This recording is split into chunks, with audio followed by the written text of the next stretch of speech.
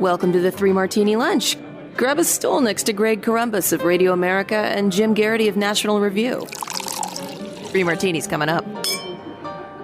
Very glad you're with us for the Monday edition of the Three Martini Lunch. Trust you had a great weekend. Your stool is ready. And let's talk about the top martinis of the day, good, bad, and crazy. Jim, let's start with the good. And it's not only good when Democratic senators are struggling in their reelection effort, it's even more delicious when they try to pretend there's something different than they have been for the past 5.5 years. And then it blows up in their face and it makes their reelection attempt even more unlikely. And that's kind of where we are with Maggie Hassan. I wouldn't say her reelection is unlikely at this point, but her poll numbers have gotten substantially worse since she went down to the border and publicly called out President Biden for planning to scrap Title 42, which he's wrong to do for many reasons, which we have articulated on multiple episodes of the Three Martini Lunch. But it's just awfully curious that Maggie Hassan is all of a sudden very public about her criticism of the Biden border policy. Well, she is getting backlash from all sides up in New Hampshire. Republicans, of course, are referring to her mockingly as MAGA Maggie and just calling her out as a hypocrite on this. But folks on the left are too. Latino leaders, according to Politico, reacted with rage to Hassan's southern border visit in early April and her opposition to the Biden administration's plan to lift Title 42. Members of the New Hampshire Democratic Latino Caucus resigned from their party leadership posts in an angry public letter. A Democratic state lawmaker took to the floor to rail against Hassan and Congressman Chris Pappas, who also opposes the end of Title 42. More than a dozen progressives and immigration advocates gathered in Portsmouth Tuesday, the same day that President Joe Biden was visiting the city to protest Hassan's stance and demand that she meet with them. Now, these far lefties, they're not going to vote for the Republican nominee. But it might not just be them who are affected by her obvious political posturing here. A new Granite State poll conducted by the University of New Hampshire shows Hassan in a dead heat with her possible Republican opponents, despite very low name ID for all of them. Remember, Chris Sununu was supposed to be the big Republican get in that race. She's losing to a guy named Chuck Morse, 46-44. She's ahead of Kevin Smith, 45-44, margin of error. And she's also ahead of Don Bolduc, retired general, 47-46. And she's ahead by 6 points on one other Republican. Now, Bolduc, according to this poll, is lapping the field. So he's very likely to be the Republican nominee. And that race is a dead heat. And just a few weeks ago, she was looking pretty good against these guys with low name ID. So, Jim, it's doubly good. Her seat is more vulnerable than it was just a few weeks ago. And it's largely because she tried to snooker the voters of New Hampshire. You know, Greg, we on the right often complain about this phenomenon we'll sometimes call strange new respect, right? Somebody runs as a conservative, gets to Washington, and sometimes very quickly or just sometimes after a term or two, we would say it as going native, right? All of a sudden, they kind of start drifting to the left, more comfortable with the way things are done in Washington. And all of a sudden, these people who were once knuckle-dragging Neanderthal, just the absolute worst conservative, you know, they start agreeing with Democrats on this piece of legislation or that piece of legislation. All of a sudden, the Washington Post says, you know, someone has matured in office. Someone has become, you know, forgotten the firebrand days of youth and come to understand the important, all that kind of stuff. And it's very frustrating to us. And we point out that it very rarely happens in the other direction. You very rarely get elected to Congress as a liberal or progressive and then drift towards the center. Maybe you could say Kyrsten Sinema is a good example of that. So it does happen once in a great while, but it doesn't happen very common. I think what's intriguing is that you have this argument of strange new respect, but the flip side of it is you dance with the one that brung you. The idea that if you build your reputation in politics with the support of certain positions and certain groups that are very vocal on this, pro-life groups, the NRA and Second Amendment voter, there are certain issues you just can't flip-flop on, because the people who elected you will be up in arms about it. And there really isn't an offsetting gain amongst the other side that has been hating you for a whole bunch of years and that isn't really going to grant you any strange new respect. I'm sure you can find one or two examples of it.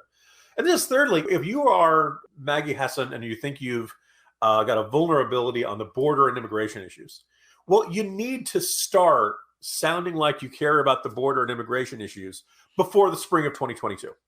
You've been in office for every senator by the time they're running for re-election has been in office for at least 6 years. And a bunch of these guys are second terms. You need to at least look like you cared about the issue before you started your re-election campaign. And then as the going to the border, the commercial turn in front of the border fence, it just screamed overcompensation. It just screamed desperation. It just screamed, oh my God, I better look like I care about this. And I don't think, one, the skeptics, the people who are upset about illegal immigration in New Hampshire, they're not going to buy this. Senator Hassan's been on a side of a milk carton as far as they're concerned on this issue. And the pro-immigration or pro-amnesty or pro-illegal immigration groups in New Hampshire, they're going to feel kind of betrayed by this because they saw Donald Trump and the border fence as the most horrible thing since the Berlin Wall. And this was a sign of oppression and incipient fascism and stuff like that. So she's managed to not help either sides. I think it's a good sign, not just of a sense that her campaign sees something that terrifies them. They're kind of flailing in desperation to get their arms around it, and they are not succeeding. And I don't think this approach is going to work. Who knows? Maybe if she really poses as an immigration enforcement advocate, between now and November, could it save her? Maybe. New Hampshire is always a very close state and kind of bluey most cycles, but it really feels like this is a huge year for Republicans, and she's probably one of the Democratic incumbents most likely to go down. Yeah, if you're Maggie Hassan, looking at approval numbers, she's underwater 51-35. That's way better than Biden, who's underwater 53-47. So if you're 12 points worse than Joe Biden on favorability and approval right now, that's not a good position to be in as an incumbent. So if you're a Republican opponent, the opportunity is most certainly there. All right, well, let's talk about something also wonderful, and that is one of our great sponsors, fastgrowingtrees.com. I look around my house and I see multiple examples of the phenomenal products you can get from Fast Growing Trees. We've got a really fun Monstera plant, and they probably call it that because the leaves are monster size. These things are massive, but it's really, really healthy. It's doing great. We also have a fig tree that's over in the corner and doing fantastic.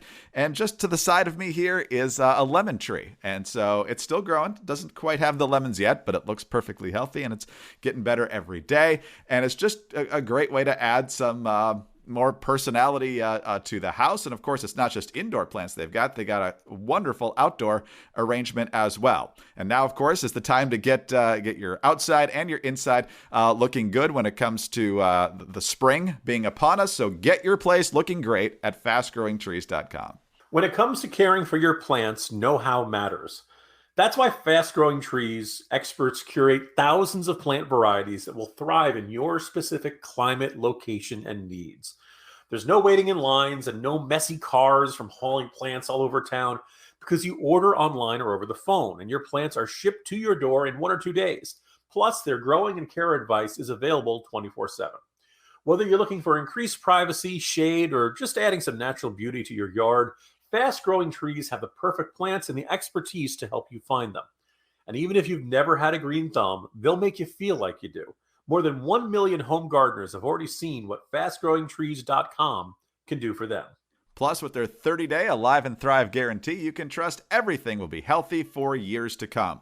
Go to fastgrowingtrees.com/martini right now, and you'll get 15% off your entire order. Get 15% off at fastgrowingtrees.com/martini, fastgrowingtrees.com/martini. All right, Jim, let's move to our bad martini now. And, there's a long storied tradition. It's a bipartisan tradition, really, in Washington, that you release bad news on days when nobody's paying attention. There's the Friday evening news dump that happens, especially if you're headed into a holiday weekend. And sometimes just other big news is happening, and so you can let it kind of slip out there. Well, think about late February. One of the big things that was happening, of course, was Russia invading Ukraine. And on the very same day, the Pentagon decided to release an important report that ought to be very disturbing to just about everyone. This is a column from Town Hall written by Will Coggin, managing director of the American Security Institute. And he's basically saying that in addition to our pharmaceuticals and so many other components of our economy, our military is literally dependent on a supply chain from China. In a 74-page report with 64 recommendations, he says, DOD detailed several areas in which the United States is unable to supply our military with what it needs, including battery production, microelectronics, and metal casting. Batteries are essential in many defense products to power anything from armored vehicles to night vision goggles. The DoD states that 94% of lithium hydroxide, 76% of electrolyte, 70% of lithium carbonate, and 65% of anodes are produced in China. Most batteries are produced outside the United States, but even when they are made within our borders, producers rely on China for the components. Things are predicted to get worse. The DoD notes that it is expecting reliance on batteries to accelerate dramatically by 2030 and warned that this transition, which is driven in part by the military's pledge to be carbon neutral, could inadvertently grow China's dominance. Jim, we can all read the tea leaves. We can see what China's doing on an almost daily basis to grow its dominance in the world, and yet we are focused on the impact of fossil fuels on our military rather than who's helping to produce the stuff we need to win. Greg, it was really an eye-opening and kind of unnerving report. I think the part that's jumped out at me was the sentences, Chinese domination of microelectronics has already harmed the U.S. military. Quote, counterfeit microelectronics components have been identified in multiple DoD systems, the agency reports. That doesn't sound good. That sounds like a really big problem that we need to rely on this stuff, and we're getting stuff from China that fell off the back of a truck or something. The aspect that kind of jumps out, I'm going to take you all the way back to the mid 90s. My college roommate and best friend at the time had an internship at the Department of Commerce. You have to understand, when you are in late teenager, early 20-something in Washington, D.C., you're so excited about your first job. You're actually getting involved, and it's an internship. So you're not getting a lot of work, but you get some, you do get to contribute in a small part to some sort of big actual government report. And he had worked on a report on the unbelievably heart-stopping, dramatic topic of ball bearings. And little circle ball thing, little marbles made out of metal. Yes. Well, it turns out that the Department of Commerce at that time was examining the defense industrial base. I remember him using that phrase over and over again about where ball bearings come from and where do we get our supply? Where do they get their raw materials from? What does it take? And basically, the Department of Commerce back then was doing research on, hey, where does our military get all its stuff? Where does it get all the components for its stuff? Where does those components, where do the raw materials come from? And is there at any point where we could have our supply chain cut off by some hostile state, presumably China or Russia, but I suppose there are a couple other ones. If we're getting a lot of stuff from, say, South Korea, and God forbid North Korea invades South Korea, would we suddenly be cut off from our critical supply of something that seems small? We all remember that story, the story, for want of a nail, the battle was lost, right? The idea, the nail for the horseshoe, which, is the horse, which is the general, all that kind of stuff. So this has been studied for a very long time. There are people in government who are paying attention to it. And yet we have still ended up in a situation where we are dependent upon China for critical components of critical systems. Absolutely unnerving and frightening. And I hope we're doing a lot to develop the alternatives to those systems as quickly as possible.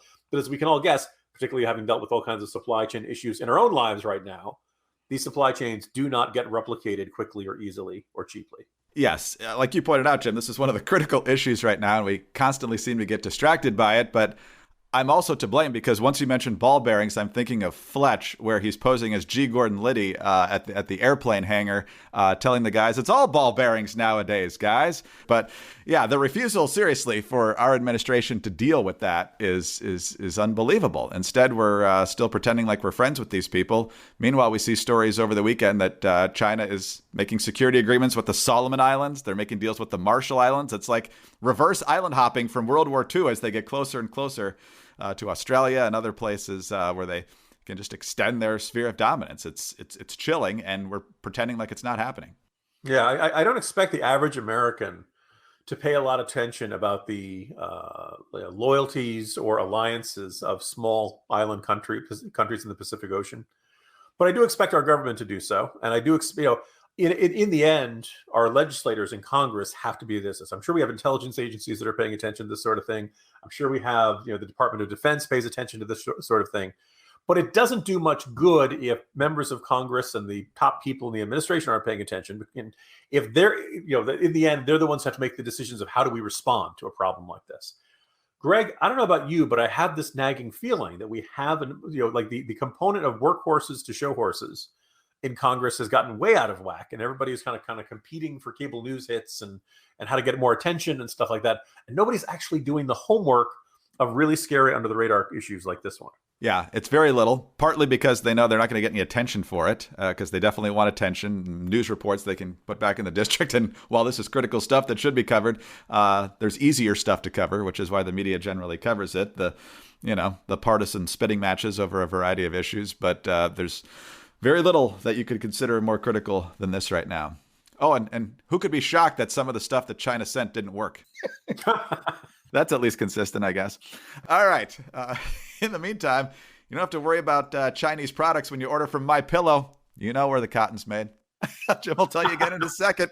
The 6-piece towel set. I love the towels. They're soft, they're thick, they're fluffy. They get you dry super quick. And now the phenomenal deal is still going.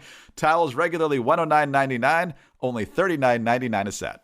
Greg, I'm hoping someday on Jeopardy, the question is the country where the cotton used in MyPillow towels comes from. And I'm hoping the answer is what is the United States? Because yes, the MyPillow 6-piece towel set is made with cotton grown in the United States. Other towels might feel good, but they don't absorb very well.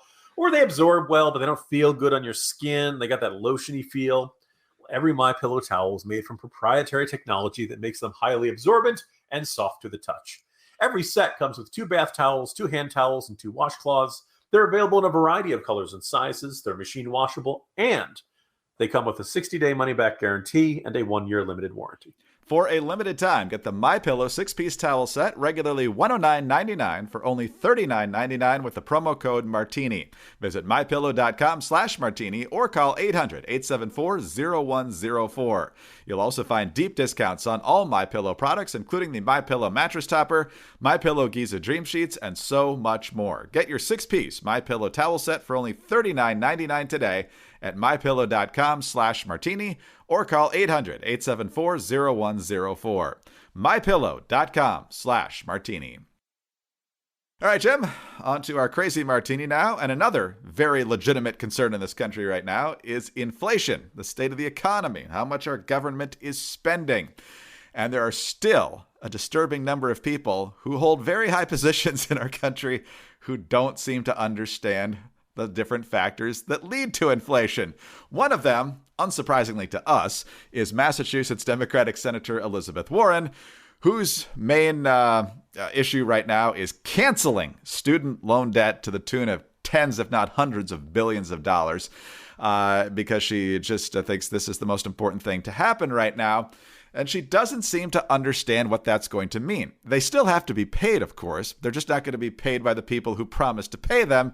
Instead, they're going to be paid by the taxpayers en masse, including many people who already paid their loans or didn't go to college. And so they're going to get stuck with the loans that the government wants to forgive here. But not only does she want that, which is a bad enough idea we can discuss, she actually thinks it's going to help with inflation. Here's what she said on Meet the Press over the weekend. 2 Obama-era economists, Senator Warren, Jason Furman and Larry Summers, have warned against the president's extension of the student loan moratoriums during this time of inflation, saying, quote, it's regressive and adding fuel to the fire of inflation.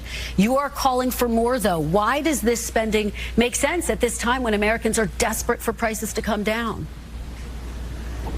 Actually, what I'm calling for is to cancel a big chunk of student loan debt. But they say it'll add to inflation. They say that'll add to inflation, Senator. No, actually, not paying student loan debts has already been baked in. Let me ask. Yeah, she says that student loan debt has already been baked into inflation. So if we get rid of it, which means more government spending, inflation's going to improve, Jim. I mean, I'm not an econ major, but I'm not sure where she took her classes. Right now, Greg, I'm just picturing her coming up to you and saying, your mailbox is too close to the curb. Longtime listeners will understand that reference to that's who Elizabeth Warren is. Before we use the term Karen, Elizabeth Warren was the woman in your community who reminded you weren't living up to the HOA requirements. So Elizabeth Warren. So here's the thing. So think about like who this appeals to, right? People who came out of college with a lot of debt. Maybe they were basket weaving majors. Maybe they had more constructive majors, but they found themselves in professions where the salaries they're making either aren't enough to keep up with their student debt or makes it really hard for them to keep up with their student debt. My colleague Charlie Cook, amongst others, thinks that if Biden goes ahead with this, and so far the Biden administration's attitude has been, let's kick this can down the road. We're going to extend the we don't have to pay him for another couple months. We'll do another couple months. I believe they keep seeming to be kicking down the road one Friedman unit for those who have, really long memories. And Tom Friedman always kept saying the next 6 months in Iraq are really, really vital and critical. I think Charlie and others basically think that if he does this, this is like full-on class warfare of the upper class that went to high-priced colleges, came out with a lot of debt, and has had an enormous break from paying them back. That has gone well beyond with the pandemic's effect on in our lives. That basically this is playing everyone else who did not go to college or who paid off their debts for suckers. And I do think there's a chance of having that kind of enormous negative backlash. Democrats look at this and say, think about all the people who will be happy with us and who will say, well, thank you for relieving me of that debt. Now I don't have to worry about that. But on the other hand, all of these people agreed to pay back this debt. And if you say, my home mortgage is really expensive. Government, can you take care of that for me? My car payments are really expensive. Government, can you take care of that for me? In any other situation, you'd be like, no, it's not the government's job to pay back your loan that you agreed to take out. That's your responsibility. Except for this one, it's like, no. It's, the federal government's going to have to go in and save you from your own bad decisions. Who could have known that your degree would not get you a job that would give you a high enough salary to make it easy to live the lifestyle you want to lead and pay back those loans? I don't know. I guess the only thing that's kind of nagging at me is if we've been talking, episode after episode about how bad the midterm election looks for Democrats. If you're the Biden administration, do you do this because you're going to lose the House and Senate anyway? Like the public's already really mad at you about inflation, high gas prices, high food prices, everything else going on. Well, you might as well go ahead with this one, get something you want, make some chunk of your base happy, and, give them something that presumably will have them very motivated in the midterm elections. I don't know if they'll necessarily make that calculation, but boy, it certainly seems to be ominous that they keep kicking the can down the road. I wonder if Biden might get desperate enough to think that this is, convince himself that this is a winning idea. I feel like it was Psaki who said, and not at the press briefing, but some other forum, that either Biden will kick the can down the road again or actually do more cancellations. I know he tinkered with, minimal cancellations there in the last couple of weeks, but she thinks there might be something bigger coming down the pike. And of course, she'll cover it all on her MSNBC show at that point. But Jim, as we exit here, a couple of things. Over the weekend, we noted the passing of longtime Utah Republican Senator Orrin Hatch, 42 years in the U.S. Senate. As of right now, he is the longest-serving Republican in Senate history. Chuck Grassley will tie that at the end of the year, and if he's reelected, he'll break it early next year. He's a guy who was obviously there for a long time. He very briefly ran for president in 2000. I think you and I probably remember him best from standing up for Clarence Thomas and taking on Anita Hill in 1991 and at other confirmation hearings that got contentious along the way. But of course, he was there as part of some landmark legislation, whether we liked it or not, along the way as well. So also known as a pretty fun guy up on Capitol Hill, good sense of humor. So rest in peace, Senator Hatch. I think there's an interesting contrast in that, sometimes you could, find people making fun of Orrin Hatch, particularly whenever he, got behind the piano or tried demonstrating his songwriting abilities, which actually was pretty good. He just was, very earnest, all-American, traditional, very old-fashioned songwriting. And obviously lots of people found that, it's not cool. It's not, hip, so to speak. It's not with it. It's not, nothing. There was nothing edgy about Orrin Hatch. Although whoever was running his Twitter feed in those last couple of years, man, did they have a wicked wit to them. And some of that could have been Orrin Hatch, but it was almost as if the filter, if it was him actually saying and writing those things, man, the filter came off him. There was that's why I strongly suspect that there was some more mischievous staffer who enjoyed giving him suggestions. But anyway, Orrin Hatch, it's very interesting. Oh, God, Orrin Hatch, what a dweeb, what an old-fashioned guy. I mean, compared to Alf Rankin, I'll take it. Oh, he's so stodgy and uncool. Okay, well, your side's got a bunch of creeps. So, I'll take my stodgy guys over your creeps. condolences to his family. 88 years old, Senator Hatch, again, 42 years in the U.S. Senate. So, Jim, that is our Monday edition. I meant to say at the top that we are monitoring Elon Musk and the potential actual sale of Twitter or the deal that could be made here in short order. When, in fact, that actually happens, we'll certainly have more to say about it. There's been a lot of twists and turns, so unless it's actually final, we'll kind of be observing, but could happen soon, so we'll see. Jim? Yeah, we thought about talking about this, listeners, but we don't know anything for certain yet, so we'll... there'll be more to dissect and chew over when it's, if and when the deal becomes official. If your Twitter page looks vastly different before the next episode, you'll know that the deal went through, I guess. But, why does everything look like it's on Mars? Jim Garrity, National Review. I'm Greg Corombos, Radio America. Thanks so much for being with us today. Do subscribe to the 3 Martini Lunch if you don't already. Tell your friends about us as well. Thank you so much for your kind reviews and your 5-star ratings. Those mean a lot to us. Also, get us on your home devices. All you have to say is play 3 Martini Lunch podcast. Follow us on Twitter. He's at Jim Garrity. I'm at Dateline_DC.